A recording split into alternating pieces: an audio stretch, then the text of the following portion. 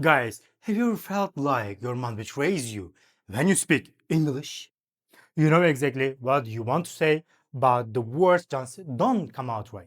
People squint, they lean in, they ask you to repeat again, and suddenly your confidence drops. If this sounds familiar, you are not alone.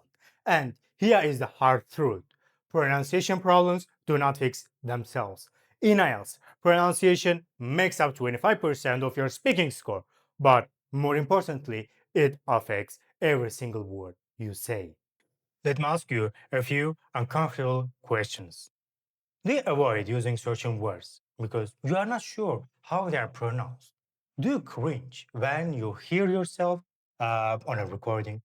Have you ever been told, sorry, I didn't catch that, after saying something you thought was clear? Yeah, I know. So these are just not small issues, okay? These are single, but the pronunciation might be the biggest thing holding you back in English. So, why do so many learners struggle with pronunciation? Let's clear it up. One major myth: pronunciation is not about having a perfect British or American accent. It's about clarity. It's about rhythm, stress, intonation, and sound accuracy. So the problem is most learners try to improve pronunciation using wrong methods. Reading more books won't fix your pronunciation. Memorizing vocabulary lists silently, unless you're speaking. Even repeating words from a dictionary app doesn't work if you do not know how to mimic natural speech patterns. Here is why. In 2018 study by Marcus and Lee, participants who focused only on reading and vocabulary drills showed no significant improvement in speaking clarity. Meanwhile, those who practiced shadowing real spoken English improved by over 40% in listener comprehension scores. So what is shadowing?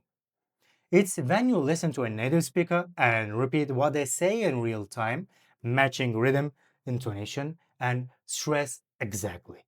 This is shadowing. So let me show you how to use it effectively. First, do not binge. Listen for just 10 to 15 minutes a day.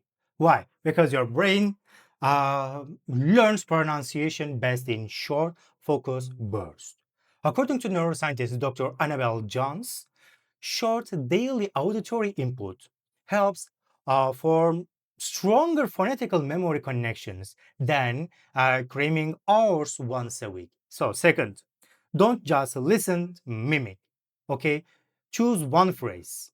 That is all. So, this is not listening to karaoke. This is training your brain to pronounce sounds the right way. So, third one, read with your ears. Use the transcripts. Follow as you listen.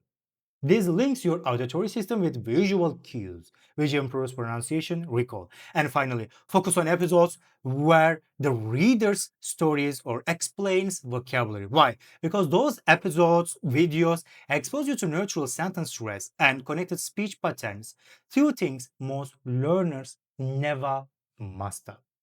One last thing: pronunciation is not just about your mouth.